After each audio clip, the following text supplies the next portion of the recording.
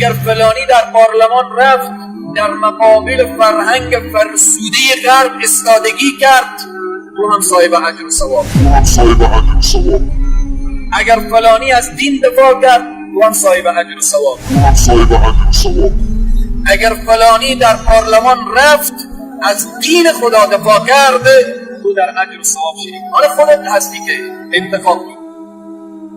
چرا ما به خاطر یک نفری که او میره 6 سال 5 سال ایشونوش برده کنم ما خود گناهکار کنیم؟ رأی میتونیم للهی و خدایی بدیم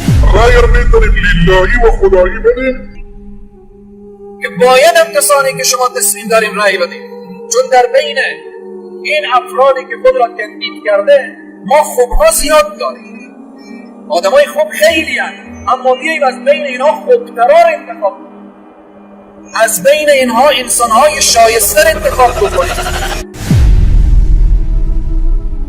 کسایی که در پارلمان هستن اینا مشرع هستن، یعنی میمونه قانونگذار هستن، اینا هر کدام اله هستن در اینجا.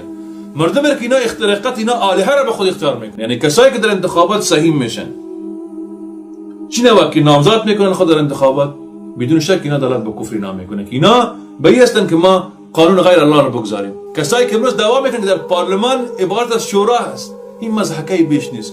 شورا در یک نظام شرعی می باشد، شورا در مسائل می باشد در اون نص نیست، در قضای اجتهادی می باشد و او کسایی که در شورا اجتهاد میکنن از خود شروط ضوابط دارن، نه در همچون کسایی که ما مشاهده میکنیم کسی که الف با ب را فرق کردن نمیتونه، کسی واجبات سر نماز خود فهمیدن نمیتونه. آیا او مستحق قضیه است زنی که زن فاسقه فاجره می باشه که در داخل آیا هم میتونه که برای ما فتوا صادر کنه، در داخل اجتهاد کنه، اون مجتهده شد در داخل پارلمان؟ این مضحکه بیش نیست.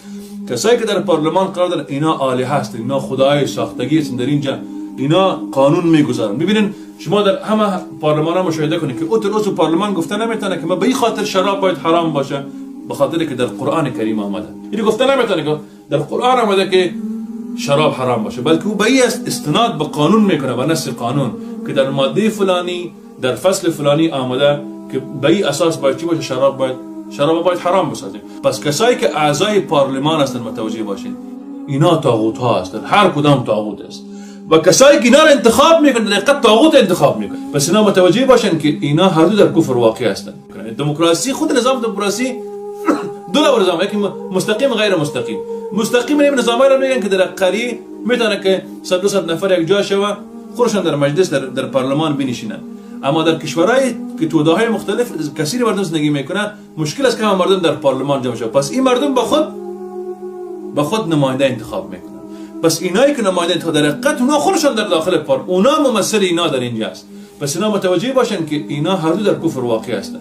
اینایی که با آبا و قبای اسلامی خود در این نظام ها رفتن اینا در حقیقت این نظام مشروعیت بخشیدن، این نظام مشروعیت بخشیدن. ما مشاهده میکنیم طاغوت اینا را پذیرفته.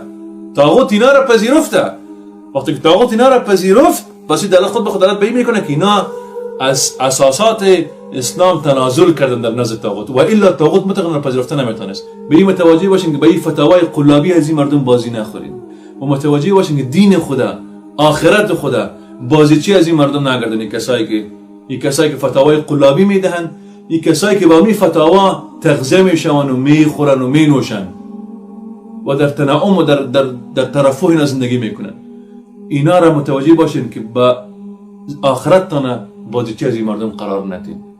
بیدار شوید.